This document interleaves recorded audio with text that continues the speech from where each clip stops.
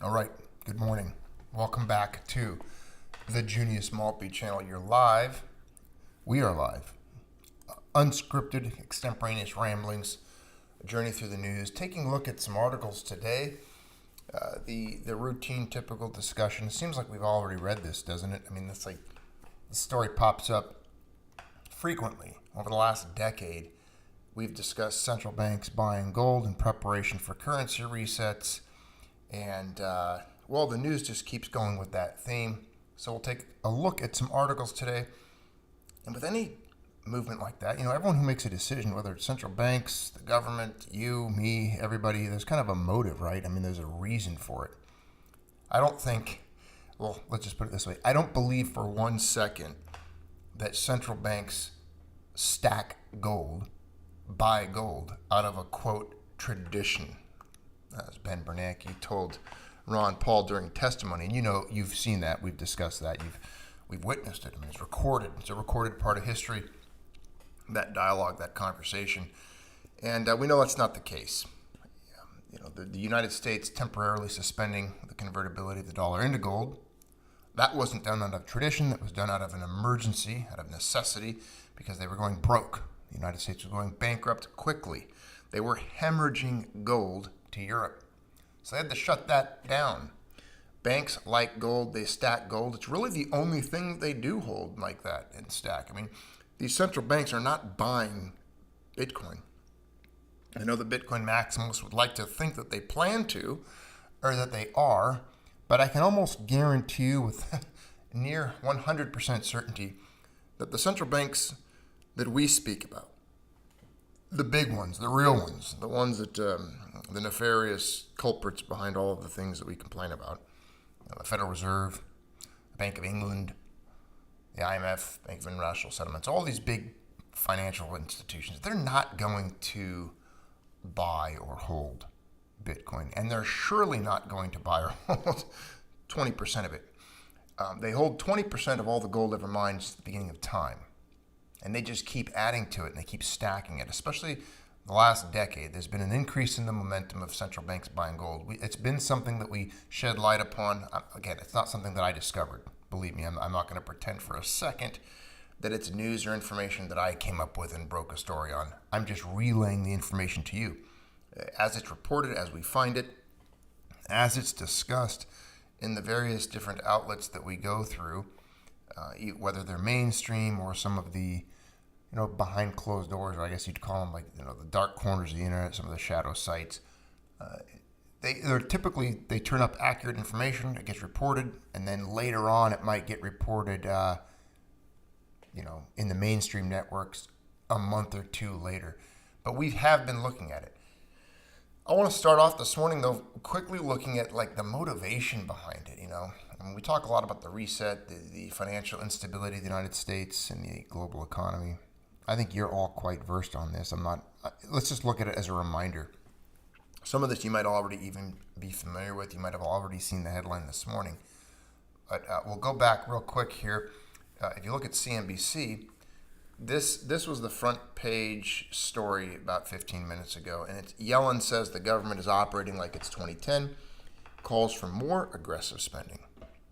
Now, she's not calling for them to, be frugal or prudent, cut back, maybe show some concern about the ballooning debt or the debt to GDP or anything like that, the increasing money supply. No, she's telling them that they're not spending enough.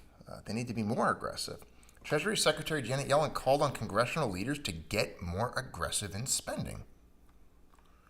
In inflation-adjusted terms, Yellen said that the budget hasn't really increased since 2010. Okay. She noted that several areas of her department remain significantly underfunded. Areas of her department remain underfunded. Oh, she's not looking so good. Man, she looks like she hit the wall doing Mach 30. She looked better 2 weeks ago than she does right now. I don't know. That's horrific. Tragic. Treasury Secretary Janet Yellen urged congressional leaders on Thursday to step up spending, saying that the government is operating on a budget that is more than a decade behind the times. In remarks to a House panel that will have large sway over spending, Yellen said that the inflation-adjusted spending has remained stagnant for 11 years. They can't afford it. Doesn't matter if the inflation adjusted or not. They don't have the money, period. They don't have the money, ma'am. Noting the aggressive programs the Treasury already has implemented to carry the economy through the scamdemic, plandemic, she asked for still more expansive fiscal policy across a variety of areas. Yes, the Fed's asking for more power. We'll look at that in a moment as well. She does look stressed out. She looks fatigued, beleaguered, under the weather even.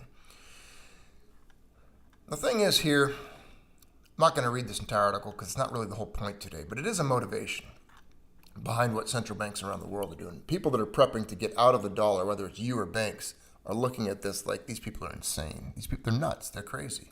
They really, really are. And I believe, truly believe that this entire system is both unsustainable, but we're witnessing currently almost like the panic or the death throes, the last breaths of this economy. I mean, I've read things recently when it comes to, again, I don't like to put dates on things, but it's amazing how many people think that really in the year 2021, before its conclusion, before even January, there's going to be some, huge type of economic restructuring, reset. It could be in any variety of appearances or colors. There's a lot of talk of that. I get texts from guys, articles here and there. I just got a thing the other day, and this is no joke. Somebody that I don't even really discuss this stuff with, that obviously, let's see here, where's it at? Let me bring it up for you real quick.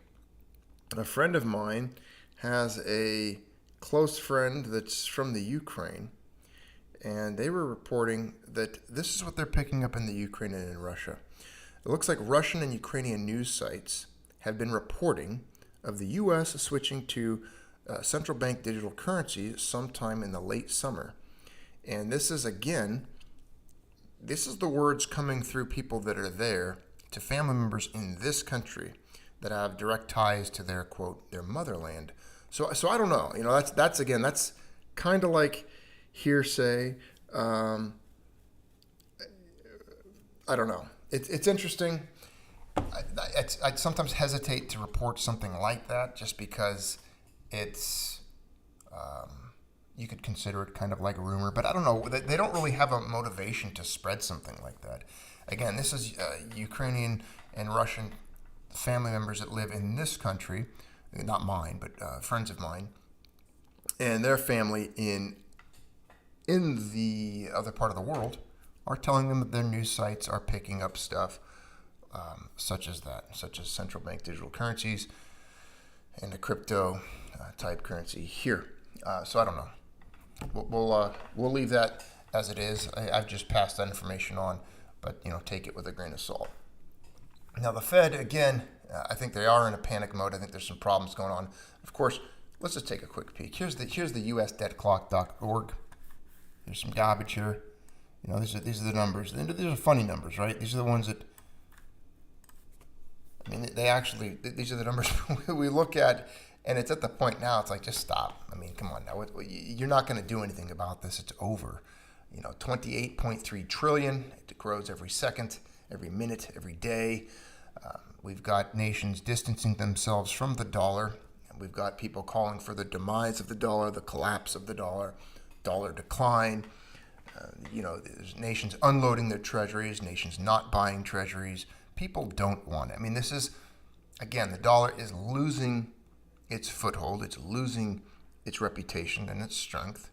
And that's a massive, major motivating factor to not only get away from it, but to protect yourself from the inevitable outcome and the conclusion of when the dollar finally deteriorates to the point of being incapable of acquiring the goods and services that one needs to survive, or that a nation would need to back up their currency. So again, people are, when I say people, I mean the globe, the planet, populations, they're looking to get away from the dollar.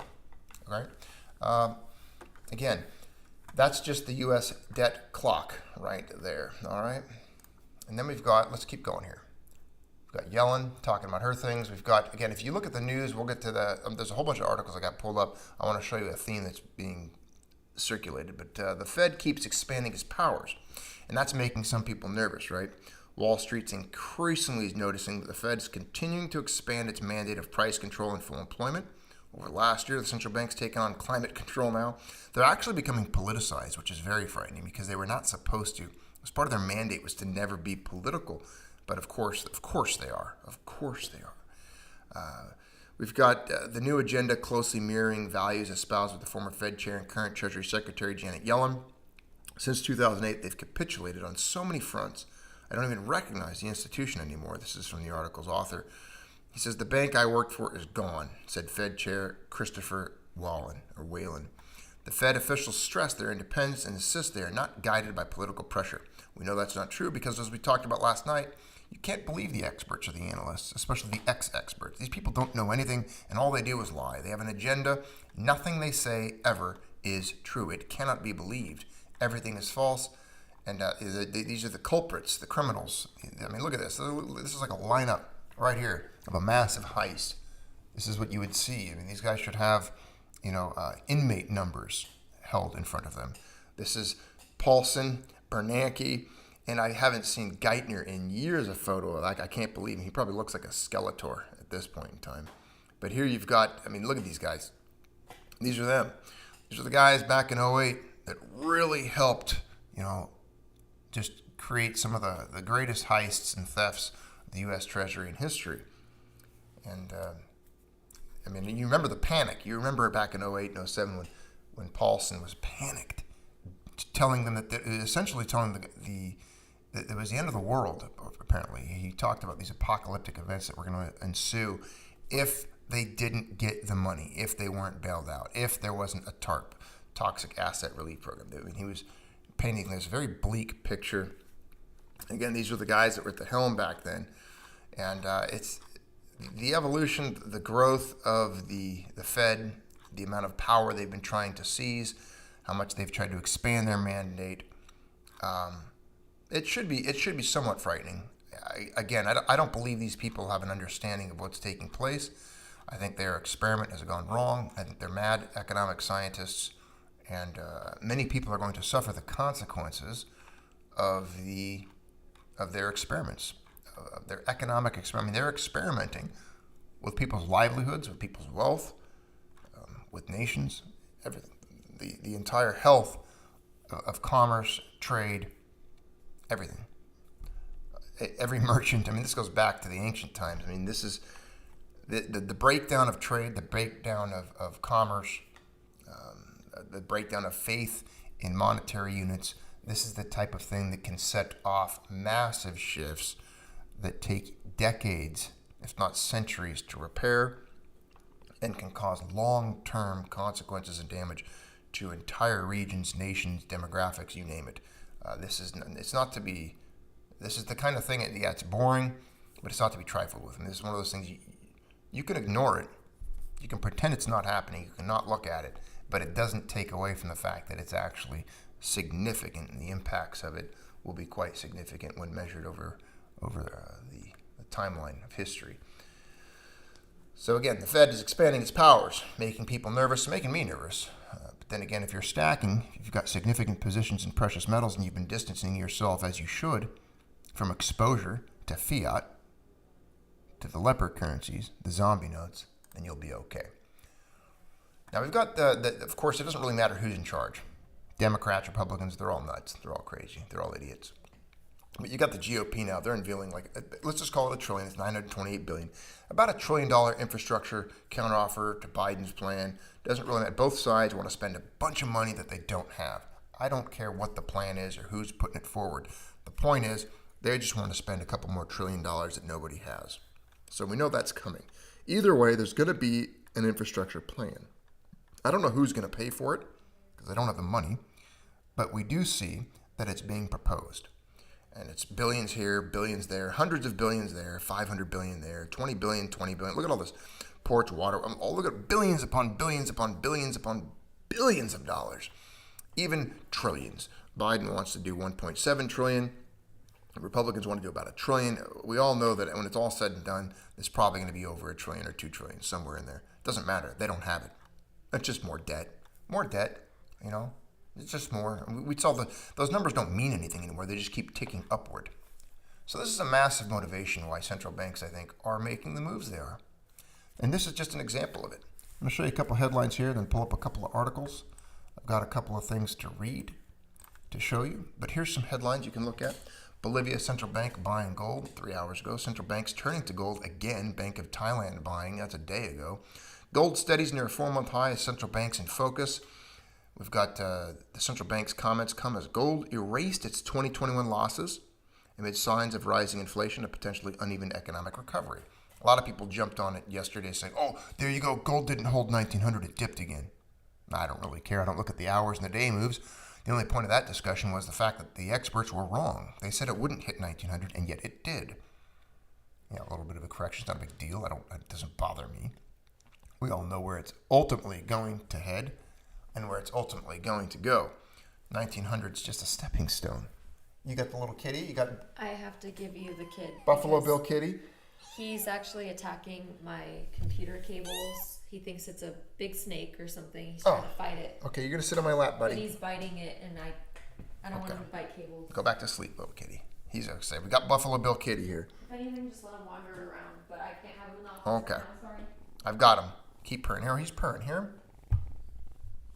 That's the little Buffalo Bill kitty. All right, buddy. You can help me make a video? We're talking about gold, all right? Gold steadies near 4-month high. Okay, gold slips from 4-month high as central bank's views. That's 14 hours ago. Just a point here, a lot of articles discussing central banks remaining net buyers in Q1. This was from 4 weeks ago from central banking.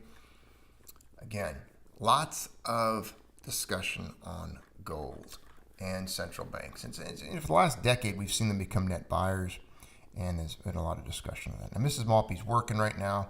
She just passed on the newest little kitty, so I'll be taking care of him for a moment while we're sitting here talking.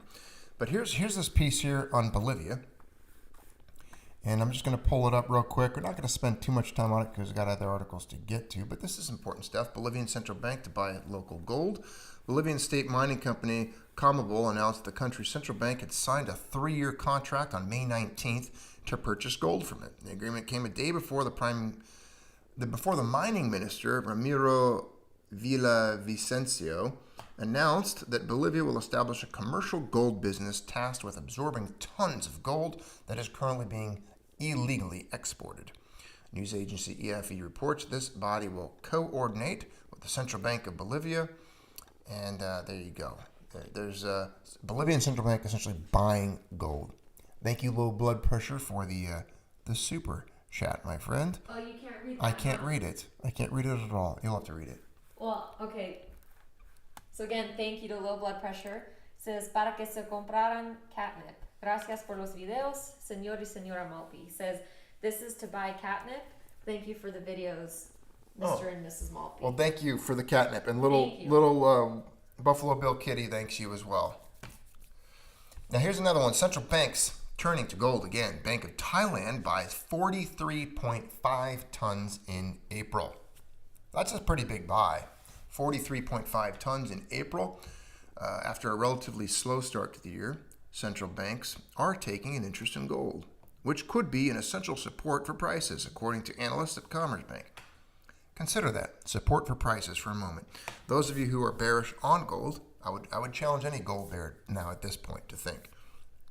All right, do you think that a little bit of thought went into the purchase of gold when it came to a nation like Thailand buying 43.5 tons?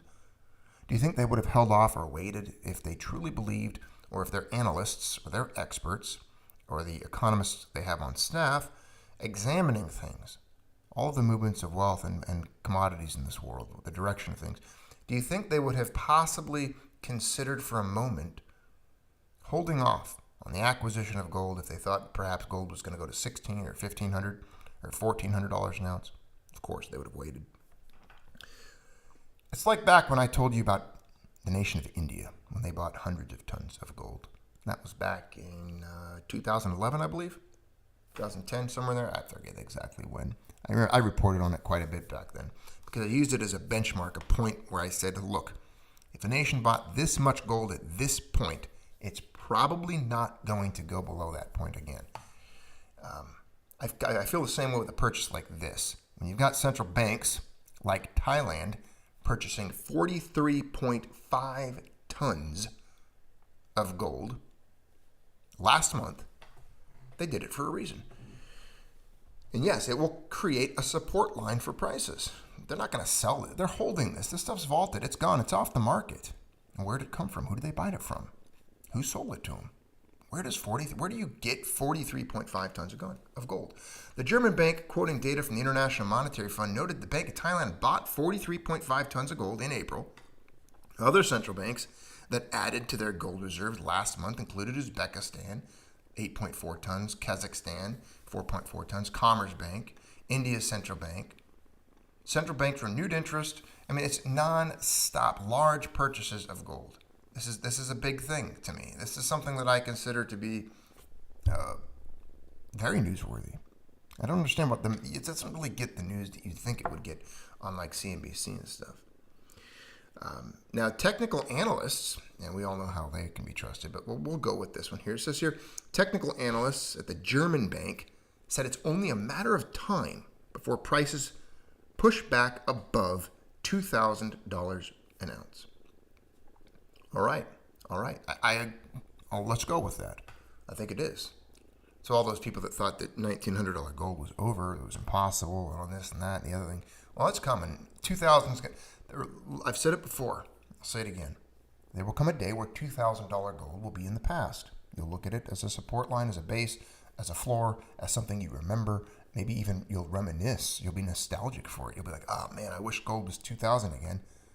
Especially when it breaches 3 and 4 and 5,000. You'll definitely be looking back at $2,000 gold with longing. Now, of course, it's going to pull silver with it. They're going to travel together in this trajectory, this direction. Both of them being ancient money, both being liquidity anchors, both being sound money. You're going to see significant movements in that direction. Now, this is from Bloomberg. Again, this is one of those ones I'm not allowed to see because I don't pay for their crap.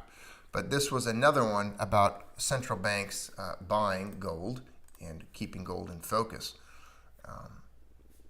The whole point of that is it's making national and international rounds, these stories.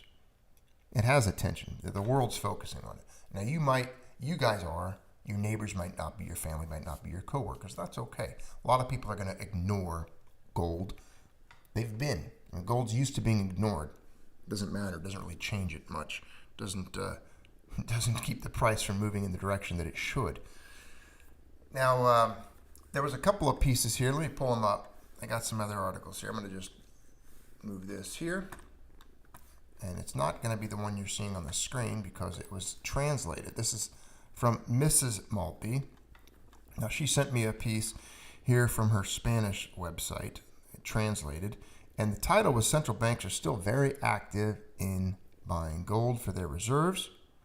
And again, it's just further news discussing central banks buying gold. Now, we just touched on this earlier. Now, the report revealed that the Reserve Bank of India bought 6.8 tons of gold in April, while the National Bank of Cambodia increased its reserve by 5 tons. We already read about Uzbekistan and Kazakhstan buying 8.4 and 4.4 tons. Thailand, 43.5 tons. Now, according to the World Gold Council, central banks bought 95.5 tons of gold. Almost 100 tons of gold between January and March of this year alone.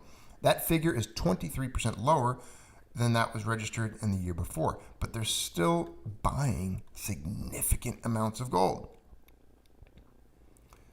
I think that this is going to be the direction of this will continue. I think that of course, price increases would cause a change in that. I mean, I can imagine over a year ago, seeing a price move of almost $500 an ounce difference would be a reason for there to be somewhat of a decrease or a slowdown in the amount central banks are purchasing. When you're looking at it being around $1,900 an ounce now, with parts of the year being even $2,000. But it's only a matter of time before it breaks that and breaches out of this range. That's just inevitable. Now, the next piece here we've got is the audit here coming up. Now, this is interesting because I haven't heard anything about this until Mrs. Maltby brought it up. But she sent me this piece again from the Spanish website, and it was titled "The U.S. Congress Studies." They're studying a bill to audit the country's gold reserves. I don't think they will. This comes up every now and then. Ron Paul's always talked about it. They're not going to audit anything because it's just going to incriminate somebody. And if they do, they'll just lie about it. I wouldn't trust an audit if they did do one. But it says America's gold reserves could undergo its first audit in more than 6 decades, 60 years, if the nation's Congress passes a bill that has been introduced by a Republican congressman. This is the Bill for the Transparency of Gold Reserves, H.R. 3526, which has been presented by Republican Congressman from West Virginia, Alex Mooney, in support by the Sound Money Defense League.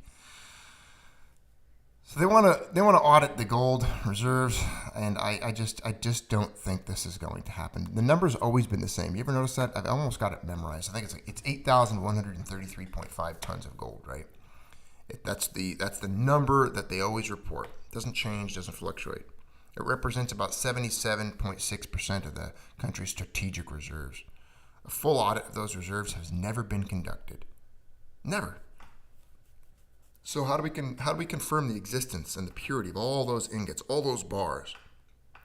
The only precedent ever taken place was under the presidency of Eisenhower, 1953 to 61, and it was not even completed.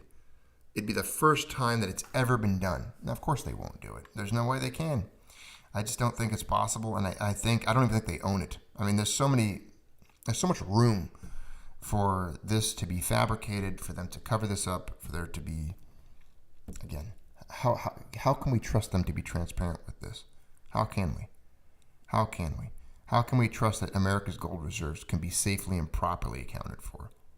Honestly. And do they even own it? I mean, we've heard about how the Treasury owns slips of paper in the Fed, and they swap back and forth on ownership. There's gold certificates. I mean, they create such a murky and confusing relationship between who rightfully owns this gold reserves. It's almost impossible to address it. I don't think it can be done. Now, if they want to do a little dog and pony show and come up with some bill H.R. 3526 and try to complete the audit of sales and purchase and disbursements of receipts, liens and loans and swaps or similar transactions in force, then go for it. But I will never believe or trust it. I will not believe that it's guaranteed, and that's the way that's going to be. So they can pretend all they want to, but I think there's a lack of transparency. I don't think there is. I think there has been a massive erosion of public trust. I don't trust them. I don't believe them, and no bill, no audit, no report will ever change my feelings on that. I just don't believe that it's real. I don't think that these people are going to tell us the truth no matter what. And I think that they're desperate. And desperate people do desperate things. And, that's just the way it is. That's the discussion for today that I wanted to really focus on, though, was, again, the central bank's buying gold. Of course, the United States isn't buying gold. They're just lying about how much gold they actually have. As a matter of fact, they're probably selling it to somebody, or they probably owe it to somebody. But that's it for today's discussion. And I think you understand and you can kind of see why central banks would be motivated to acquire and take larger positions in buying gold, just like you should be considering your positions in precious metals in preparation for what could come, what could be the consequences of the negligent economic behavior of the Fed and the Treasury. So if you like this content, you like this channel, if you like kitties, please hit the like button, the little thumbs up. Go ahead and hit that while you're here. Thanks for tuning in again to the Junius Maltby channel, joining us for this discussion, being here as part of it. Appreciate all of you who support this channel, motivate this channel, communicate with me in other outlets, and keep the inspiration going. Keep being part of this channel. Thanks for tuning in once again, as always. Each and every one of you, channel members, patron members, you're always appreciated and valued here. So good to see each and every one of you. Thanks for hitting the like. If you're not subscribed, please do hit the subscribe button and share this someplace. Share it wherever you feel like sharing it and passing on this information. Thank you again for tuning in to the Junius Maltby channel. I'll see you on the next one. Take care.